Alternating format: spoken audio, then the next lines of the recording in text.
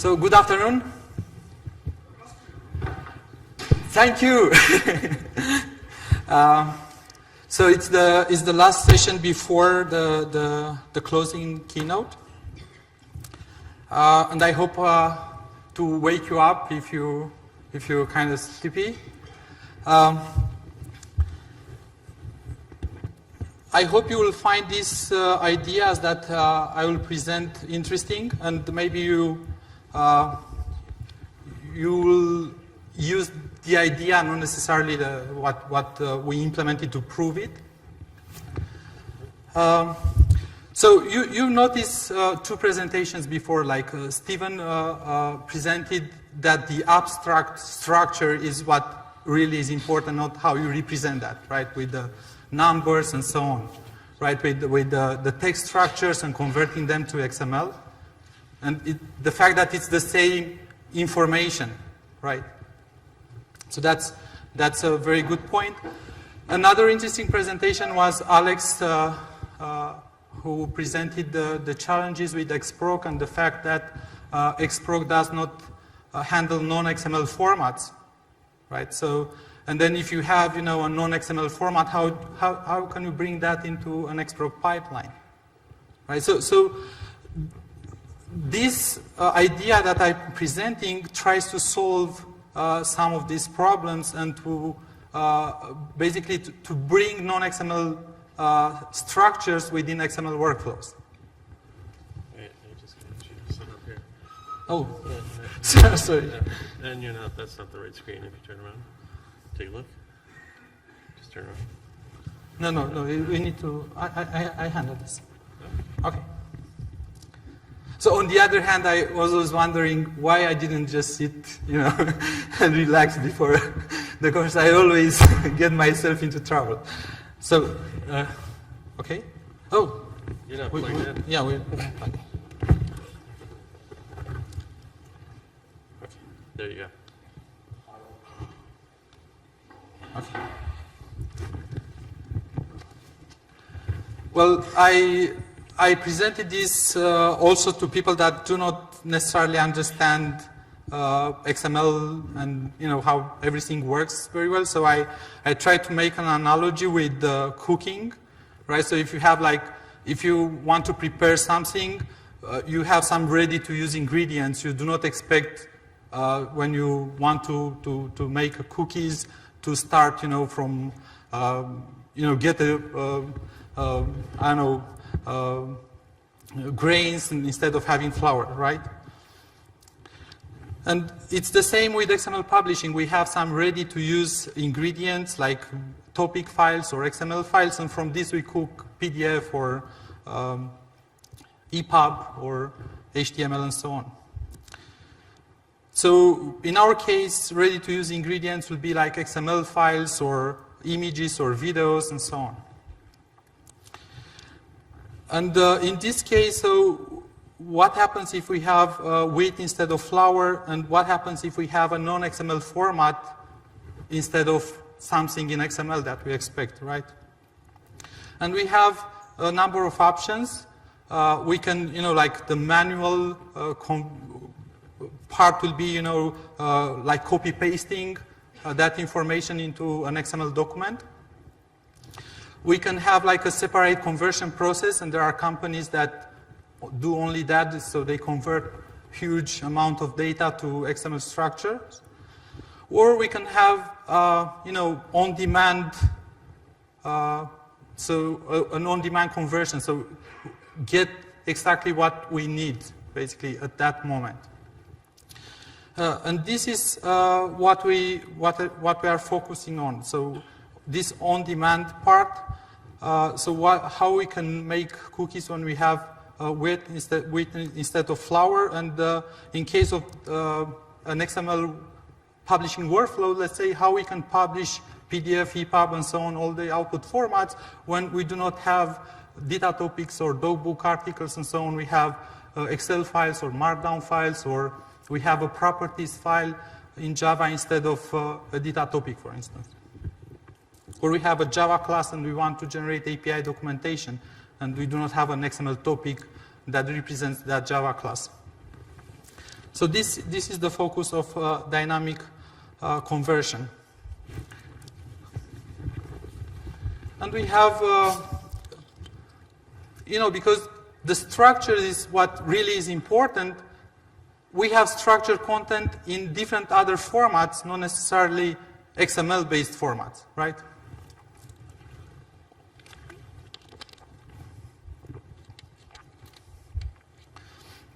And those formats cannot really move to data. So, for instance, if you have an Excel file, you may have different formulas, so you have computed fields, so you cannot just move them to data or to dogbook and so on. And if you look at API documentation, for instance, there are Eclipse and IDEA and so on. They support the Java doc embedded documentation. We cannot expect them to change and support data or dogbook and so on. So the idea was to use URLs to provide a dynamic conversion of the content from different formats to XML. And for example, if we have an Excel file, we can have a URL that will point to that Excel file. We used also catalog. We can use a catalog to have, like a reference to that Excel file that will not be necessarily, will be portable. So if we move the catalog and the Excel file, the same identifier will point to that Excel file. I guess you are all familiar with XML catalogs, right? And now if we want to see this as a data topic, imagine that we have a web service that says, convert Excel to data, and then we pass that identifier to that web service, and that does the conversion, right? So then we have a URL that performs the conversion. But this does the conversion server-side. And if the file is not accessible to a server, then that will not work. So the idea that we proposed was to have a client-side conversion, which can be encoded in a different protocol for the URL that we use to access that resource. So let's say, URL file samples.excel is the Excel, the URL that points to the Excel file. If we say Excel to data column / and then the URI that points to the Excel file, then we can get a data topic. Because that protocol, Excel to data, can embed the conversion from Excel to data. Are you with me? Anyone has any questions so far? Michael? No? So I call these magic URLs because, right, they perform the conversion to different formats. And as a user, you don't need to be concerned with how that's done, basically. You just say Excel to data and point to an Excel file, and you get a data topic. And then you can use that, for instance, if in data, you can have a topic ref, href, and use that URL and point to the Excel file. But you'll read a data topic when you read that URL. Like if you use HTTP something, and convert data, Excel to data, and pass the URL, right? That web service will return a data topic. In the same way, this local URL will return a data topic.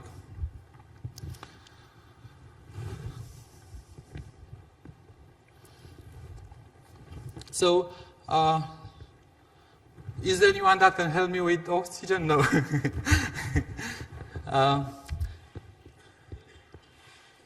So we have, for instance, here a topic ref, and if we open this file, we'll get, the URN files samples Excel. We get this this Excel document. Now, if we go back,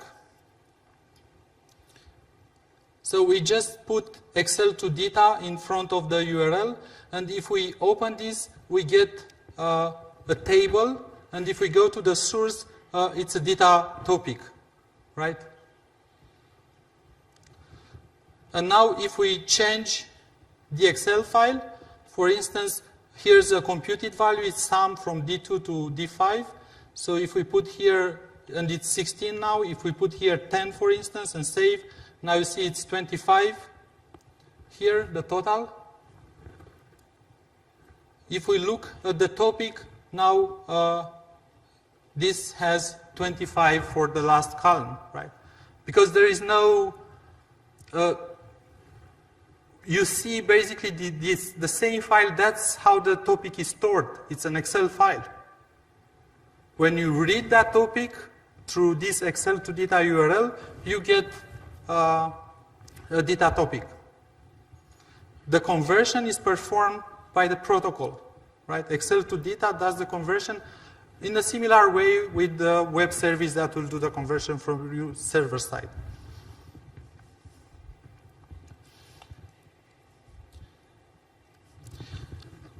So the user perspective is quite simple, right? So from the point of view of a user, you just need to write Excel to data in front of a URL that points to an Excel file, and you get a data topic. So now if we come back to XPrague, right, if I want to process in my XPrague pipeline Excel files, I can just access them by putting Excel to data in front of the URL that actually points to the Excel file, and then I have data topics, right? Or I can say Excel to dogbook or Excel to my XML format and so on. We can do this also from XSLT. With the document function, we can access the Excel to data column slash and then point to an Excel file, and we can apply templates and so on. So we can use all the power of the XML tools on different formats. And of course, these conversions are not limited to data or from Excel to data. You can convert from different formats to dogbook, TI, XHTML, to SVG, for instance, to get dynamic images or graphs out of a set of values in an Excel file and so on.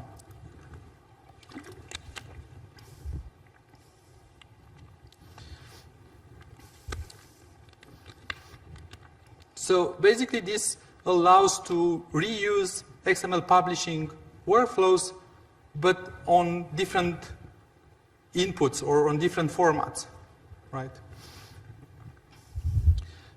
And it's interesting that if you generate IDs when you convert to data, you are not required to reuse an entire or dogbook, right? If you generate IDs on that dogbook file, then you can include only a part of that file.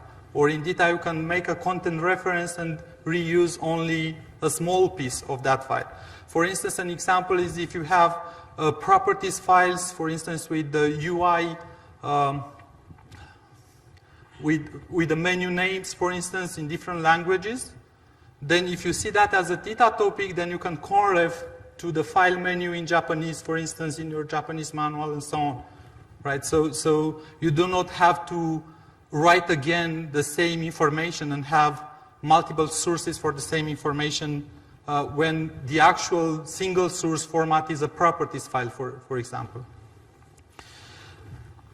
Now, this was the idea, but if you know me, I cannot just live with an abstract idea. I want to see how that works. So that's why my colleague Radu worked on actually implementing all these ideas, and we put them into the Data Glass project because the initial focus was to convert to data.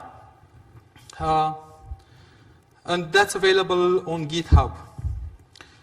And instead of implementing, like Excel to data, Markdown to data, or to dogbook and so on, we implemented only one convert protocol. So we have only one convert protocol, and this can take, you can specify a number of steps, of conversion steps. So you have a pipeline with conversion steps. So from the right, for instance, you have the original content, the Excel file, or the Markdown file, or a Java file, and so on. And then you specify the first step, the second step, or how many steps you want to convert. And they are separated by slashes in the URL. And here is an example with converting from comma-separated values to data. So for instance, the first step is to wrap the text into an XML element, and then we can use an XSLT style sheet using analyze string and so on to get a data topic containing a table with comma-separated values. You can read from a URL, but you can also write to a URL. So if you write to a URL, we expect to read the file, read the comma-separated values, for instance, as a data topic. Then you can make changes, and then when you write, you can save that back as comma-separated values. Right? So in the URL, in the convert URL specification, we can also specify the reverse pipeline. In this case, we specify this ART processor, reverse processor, that specifies a style sheet that will say data to comma-separated value XSL, right? So when we save the file, this style sheet will be applied on the data document, and the result should be a comma-separated values, which is saved on the target comma-separated values file. And in this way, basically using this URL, you can have a round-tripping from comma-separated values to data. And in general, you can set up these conversions. If the formats allow you to have a round trip, then you can set up a URL that allows you to edit or interact with the format as if it would be a different format.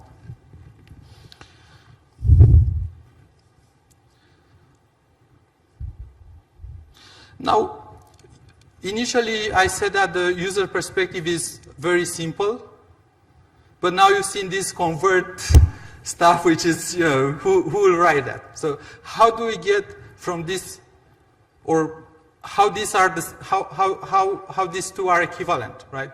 How do we get from the complex things to the simple one? And the magic is done again by the XML catalogs. Because we can say anything that starts with Excel to data slash should be replaced with the convert specification that describes what processing should be applied on the target to get the format that we are interested in. So in this case, Excel to data is expanded to convert slash processor equals XSLT, and then points to Excel to data style sheet slash processor equals Excel. This is a processor that takes an Excel file and gets some XML format with the data from the Excel table. And then we have, this, like the references to the different resources can be, we can use also URN identifiers, so they can be, relative to the catalog location. So if we move the project or something, we do not, the references will still work. And these small processors that you can put in the pipeline can be an Excel to XML, a JSON to XML, HTML to XHTML, so you can apply XSLT style sheets directly on HTML, for instance. You can have XSLT and XQuery processors that are configured with parameters and the script, a pointer to the XSLT script, JavaScript, Java, and the wrap processor. And you can, think of adding other processors.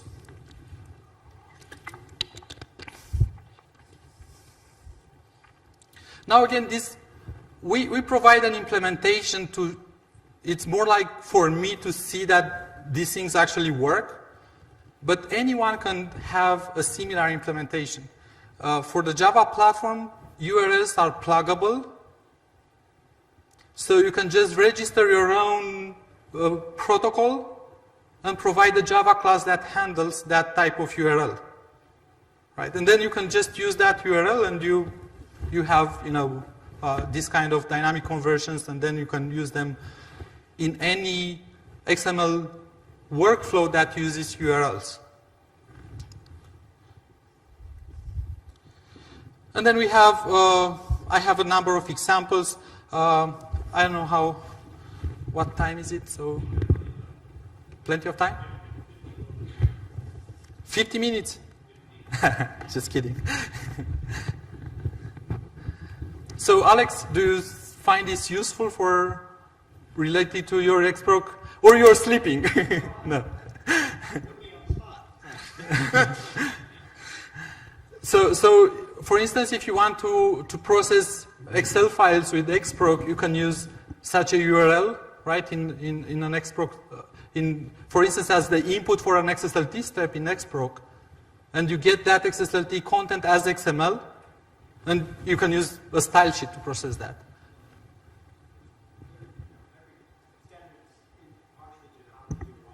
Actually resolved, right? So from an XProc perspective, a URI is a URI. Even in XProc 1, you could do this today. Right? Couldn't you do this today in XProc, Calabash, in Oxygen, right now? Mm-hmm. Right. Yep. Now, really begs the question of having two ways to do a pipeline and then mixing them, if that's a really good idea or not. I think that would cause user pain. But if somebody did that and you wanted to reuse it, that's good. So, I mean, so if somebody shared that with you and you could use it, that's great. But if you were authoring yourself, maybe you should stick to one pipeline language. Well, that would be my suggestion. There are two roles. One is the developer that sets up a convert URL and the style sheets and everything. And then the developer provides also a catalog, right, for this, that will provide a mapping from a short protocol name like Excel to data to the actual convert thing. And the catalog will also provide, will solve the references to the XSLT script or whatever you have there. And once you get this part, you install the catalog and you have the resources, then from the user perspective, then all you have to do is just to put a prefix in front of the URLs that point to Markdown or Excel or whatever you are doing.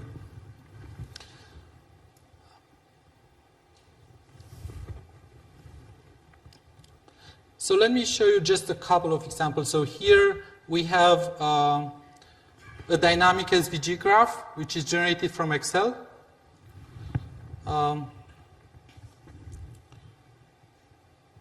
So if we look at the source for this, it's a direct convert URL here, but we can replace this like Excel to SVG, for instance, if we add the mapping in the catalog. And let me open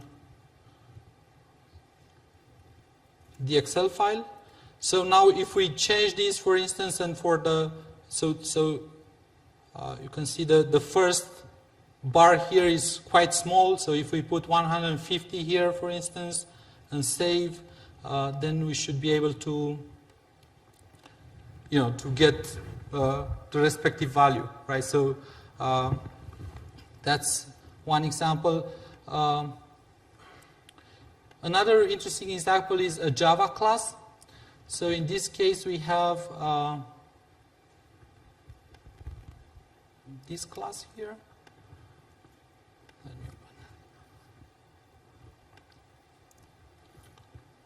Right, so if I want to create API documentation for this Java class in data, for instance, usually I should, for get editor location, for instance, there is a lot of code if I want to use the syntax diagram markup to describe, the signature and all that. So instead of writing that by hand, for instance, I can just use Java to data and point to the class and conref, for instance, the signature of a specific method, right?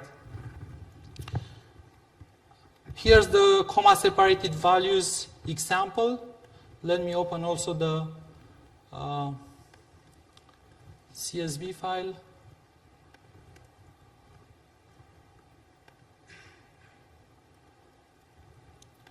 So here we have the source. So instead of George here, if I put test, for instance, save, here we have, well, I misspelled that. Put George here, save. If we go to the comma-separated values file, you see George, right? So when I save, it saves as, from data, it saves as comma-separated values. If I save from the comma-separated values and I look at that content as a data topic, I see that change immediately.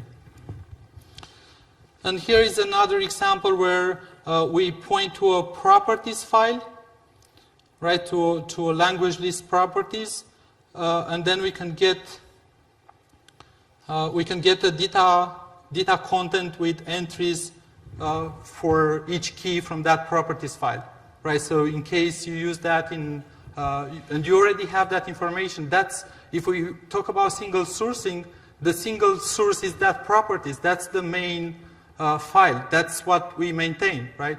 So why duplicating that as a data topic when we can just see that as a data topic, right? And when I showed this a couple of days ago on our users meetup, Peter also had some idea of, he had already a conversion from Word to data, and he managed to get this working with these URLs. So maybe you can introduce yourself and also show us what you did.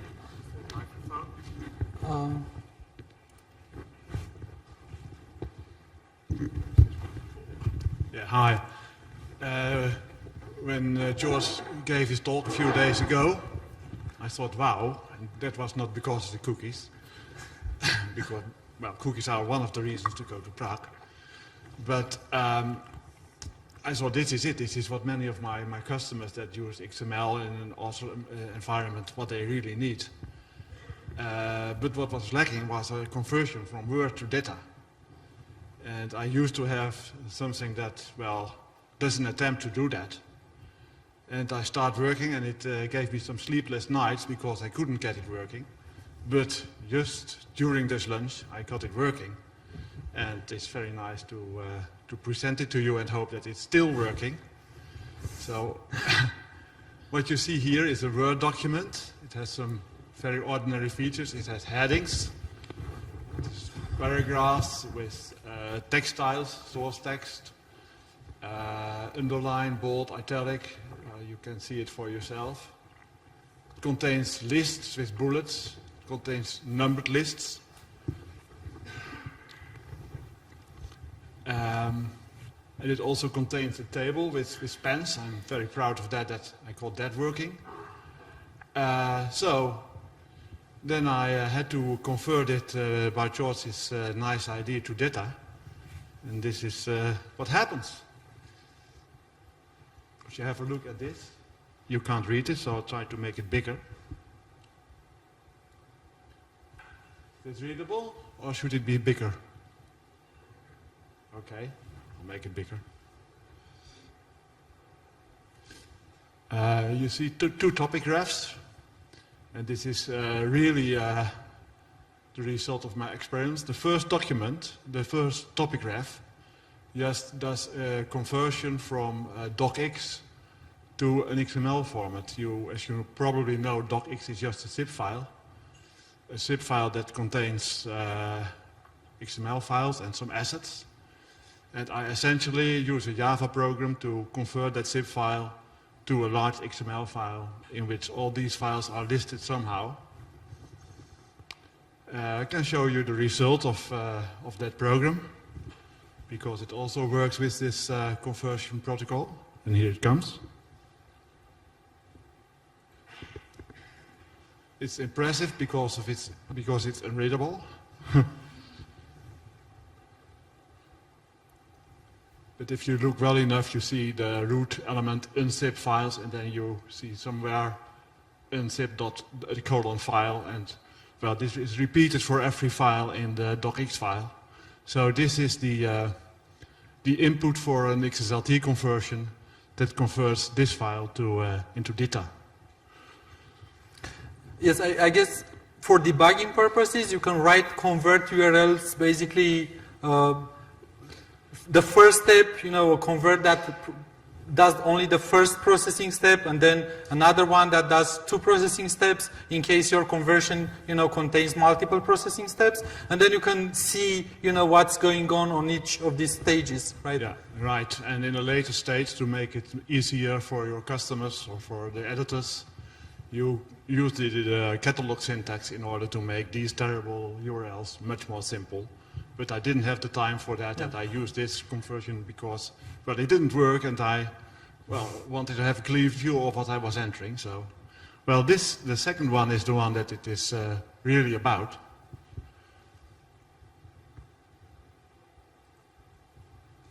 And here it is. This is the Word file converted to data with all features and the table, a footnote, and so on. And now the proof of the pudding, if you modify it, and I'm not good in typing and speaking at the same time, but I try.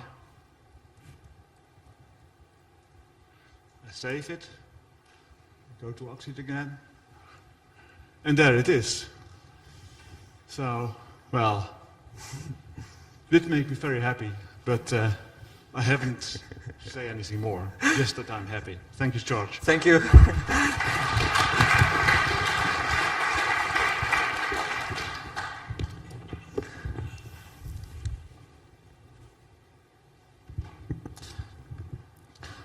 Okay, so I hope that you like this idea. Maybe you'll find it useful. Again, don't think necessarily on what we implemented, but think generically. It's you can bring in your own protocol implementation, and that can see different formats as XML, and you can use them from XProc, you can use them from XSLT, from XQuery, and so on. So existing XML publishing workflows can very easily integrate other data sources. And again, sometimes if we want single sourcing, that the master source may not be necessarily in XML format, but we do not have to be see that only this and it's not XML, we cannot do anything about that. So we can bring that into our XML workflows and keep it a single source also. So we made this proof of concept implementation available in Oxygen. You can play with that. One shortcoming in 17.1 was that we didn't handle, if you have a reference from a file, it was, like you have a map and the topics stay in the topics folder, right? And then if you put an Excel in that folder, you would like to say topic/myexcelfile.excel, right? So we made that also working. And then you can just say Excel to data column/myexcelfiles.excel, and then we resolve that relative to the file that contains that reference. Because relative references, if you have a different protocol, they will not work automatically.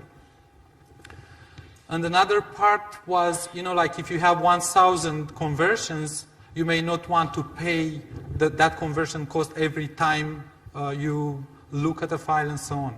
So we added also a processor equals cache that basically will cache the conversion, and then if you have the same conversion, it will just give the content from that. If it's a local file, then we can look at the timestamp, so retrigger the conversion again, for example. And here's an example of the published output with the Markdown content, HTML content, Excel content, XSLT documentation, Java doc, the Java file that you've seen earlier as a data topic, the dynamic chart, and the comma separated values file generated as web help, for instance, with the Data Open Toolkit. We can generate, any other format because there's no, for Data Open Toolkit in this case, or for any other XML workflow, there's no different if they access that URL, what's at the other end. you know, it's, for them it's data or tagbook or whatever you read from that URL.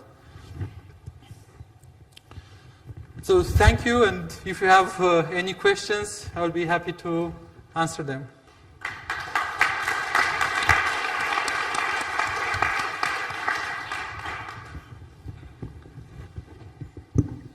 Questions? Tired? Yes, Alex. Why right to left? Why right to left? Why not left to right? Sorry? Your eyes, they go right to left.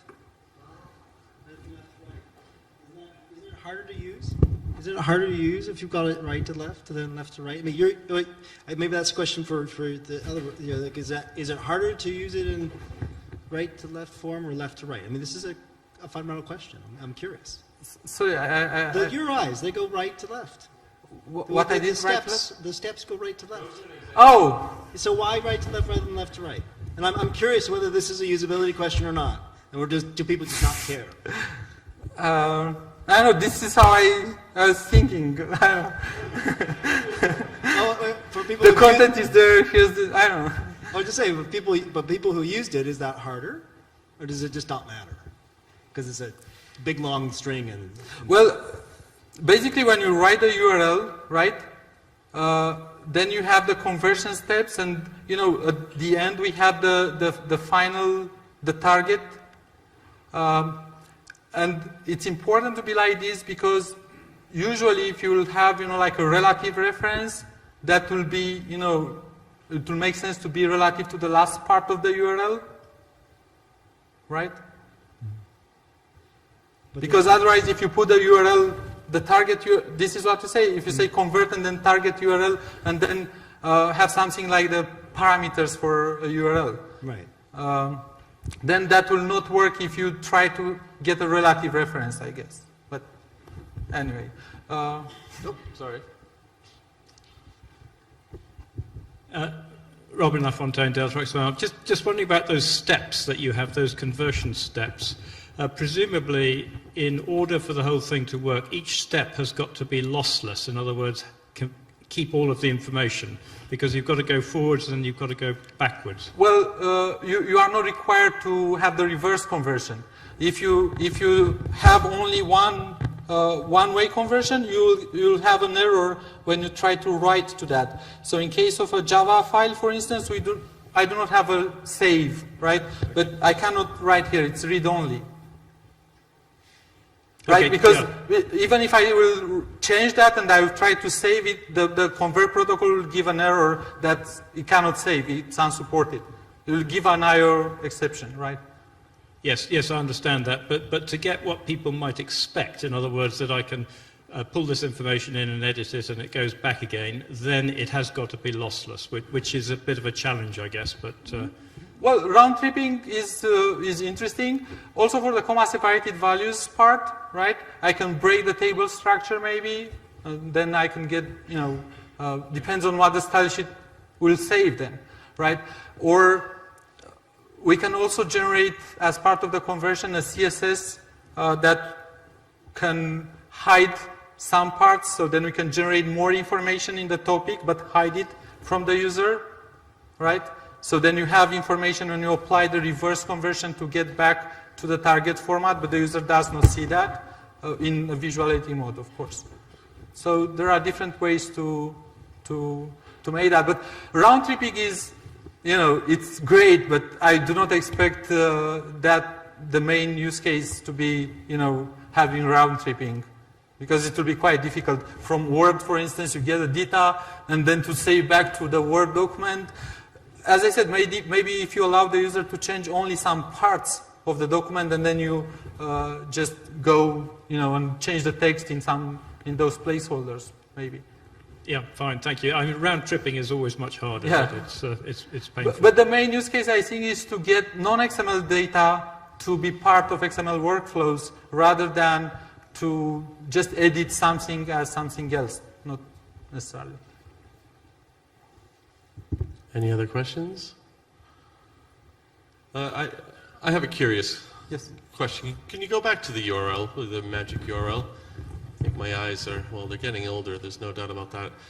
How are you representing a URI in a URI here? Convert? Oh, Don't you want to use a param for that? to use what? A parameter? URL parameter? Where's your URI in that? All the way at the end? Here, the green one. It's the target file. Oh, the right. comma separated You're target file. delimiting it by with the exclamation, I see. Yes. All right. I didn't It's see that. similar to the zip URLs It's- from Java. So in Java, you have a similar approach for accessing files within an archive. Well, in Java, in Java you have a jar URL. And we implemented in a similar way a zip URL to access, files within an EPUB or and so on. Right. Thank you. I just missed that. Right. Thank you. Thank you.